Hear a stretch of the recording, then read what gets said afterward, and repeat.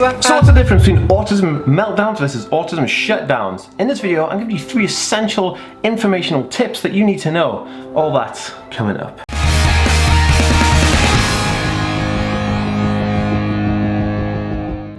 Hey guys, welcome back to the Autistc world. My name is Dan. I have autism, ADHD, OCD and dyslexia, and I make weekly videos on this type of content. So if you are new around here and you'd like to learn more, remember to hit that subscribe button by clicking the notification bell down below. If you're watching over on Instagram, make sure to follow this account, and if you're watching on Facebook, be sure to give this page a follow for more awesome videos. Guys, welcome back. What is going on? Good to see you here to the place where we think differently daily. What's up, different thinkers? Yeah, I'm really excited. I wanted to do this video for a while because I feel like a lot of people don't understand the difference between an autism meltdown and autism shutdown, and I wanted to kind of really just marry the idea together that there are differences between those, and we're gonna go through that. But first, if you haven't already, make sure to download my free Autism Life Hacks PDF book, courtesy of moi, for free at autismhacks.net. Awesome. Okay, so what's the difference between autism meltdowns versus shutdowns, right?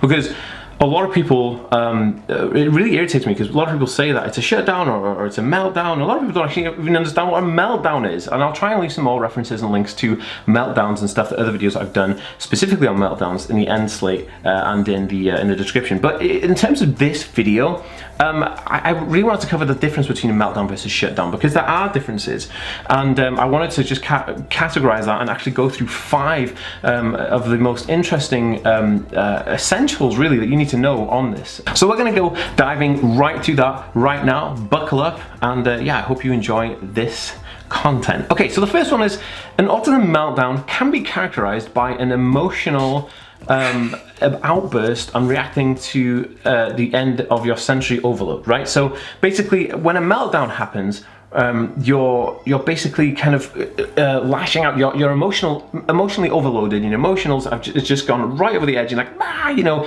and you're just bursting out with all this kind of emotional overload stuff. Whereas like a shutdown would be something where you are kind of becoming more inward and conservative in your effort of emotional approach. So you can obviously see straight off the bat where a meltdown is an outburst of something, but a shutdown is a shutdown of something, which is quite self-explanatory. But in the terms of this, a lot of people don't understand the difference, but obviously this is why we're doing this video. So number 2 is when too many communicational inputs are overloaded into an autistic person's mind, they will end up having like a burnout, which seems like it's similar to like a meltdown, but it can be noted as feeling of despair, hopelessness of a situation. So basically, when you have when you have an outburst or like a meltdown outburst, which kind of like you have an overload of communication from input and stuff, and rather than kind of like emotionally outbursting, like crying or just being erratic with your behavior, you kind of almost become like a feeling of despair or hopelessness. The situation kind of topples down on you, and this is kind of how I suppose a shutdown would be characterized, as you kind of like shutting down into yourself and becoming very kind of like you're desperate. You're kind of like, oh, I have no, it's a feeling of despair, and I think that's a really good way to kind of like think about I don't know, just like, yeah, it's truly interesting. Okay guys, so number 3 is with autism shutdowns, a person experiences the last straw situation and can't control the environment, and they just kind of give up. So with a meltdown, it's more like they've been pushed to an edge, and then like poof, they've fallen over the edge, and their meltdown is kind of like exploded, and it's catastrophic, and everything just like sucks. But in terms of a shutdown, it's more like they've had enough. They've had the last straw, and that's it. They feel like they can't do any more. They can't give anymore. They're just kind of like, oh my goodness, this is it. Now I've just shut down because I have nothing to give. I have no more. There's nothing else in this kind of like arsenal that I can give to the situation, emotionally, socially, whatever the situation. And that's the difference from those situations, how they actually come around, which is really interesting. So number 4 is that the giving up is a result of the lack of control or lack of understanding of the situation that they are currently presented. So when someone gives up on a situation in a shutdown, they're giving up because they don't have control over it. And it's not like this is where it kind of gets blurred line, because a meltdown is that there's no control over the sensory input that's coming in from the situation around you, but it's not like you're trying to control the situation around you and that you just kind of give up and like, you know, resign from it. But so a shutdown is when you resign from the situation, but the meltdown is when you have no control, but you lose control of your emotions.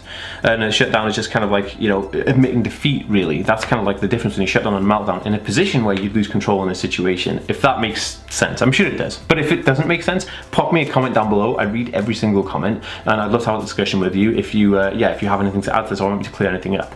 So number 5 is that the person will be quite silent and docile when they're having a shutdown, and there'll be no input from the situation from that moment on. So they won't. So when you're having a meltdown, there'll be lots of input. You'll be like shouting and screaming and crying and all this kind of stuff, and there'll be loads of input to the situation around you. You know, it could just output from you input to the situation.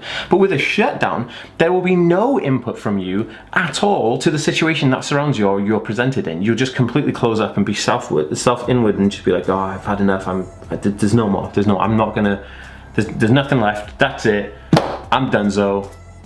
I'm out, you know. And you just honestly you don't even talk. You'll just be completely so kind of like shut down and kind of like inward. You'll just kind of it's just not going to happen. And that's kind of basically how it works. Now, if you found this info really helpful for people and informative, please share it on your Facebook, Twitter, and Instagram accounts. And if you enjoyed this video, give it a thumbs up, because it helps me know that you like these videos. I will see you in the next one, guys. Peace.